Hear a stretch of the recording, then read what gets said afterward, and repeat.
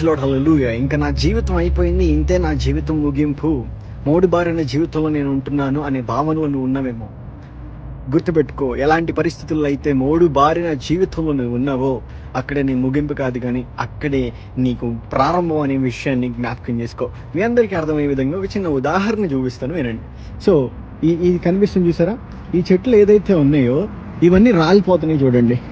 Like ఆ రెండింటి మధ్యలో ఒక చెట్టు కనిపిస్తుందా, ఆ చెట్టు చూస్తే ఆకులన్నీ రాలిపోయినాయి. ఆ చుట్టూ ఉన్న చెట్లు అనుకుంటున్నాయి అంట, ఇప్పటివరకు ఎంతో అందంగా కనిపించిన ఈ మొక్క ఒక్కసారిగా తన ఆకులన్నీ కోల్పోయింది, చచ్చిపోయిందేమో పాపం అని అనుకుంటుందంట. మన జీవితాల్లో మన చుట్టుపక్కల ఉండేవాళ్ళు కూడా ఎప్పుడైతే మనం ఒక అనుకోని పరిస్థితుల్లో అడుగుపెట్టినప్పుడు, కొన్ని అప్ అండ్ డౌన్స్లో ఏదైతే డౌన్కి ఆ యొక్క అంధకారంలోకి మనం వెళ్ళిపోయినప్పుడు మన పరిస్థితుల చేత చుట్టుపక్కల ఉండే వాళ్ళు కూడా అనుకునేది అదే కదా. కానీ వాటికి తెలియని విషయం ఏంటో తెలుసా, ఆ మొక్క చనిపోలేదు, ఆ మొక్క రూపాంతరం చెందుతుందనే విషయాన్ని జ్ఞాపకం చేసుకోండి.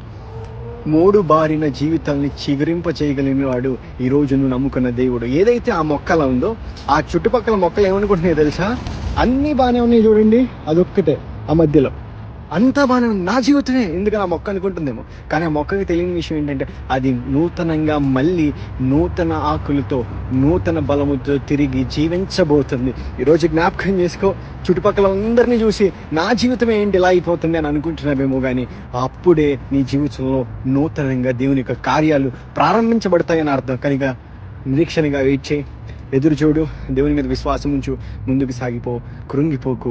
దేవుడు నీకు బలం ఇచ్చునుగాక, మోడు బారిన నీ జీవితాన్ని దేవుడు ఫలించునుగాక. ఆమేన్.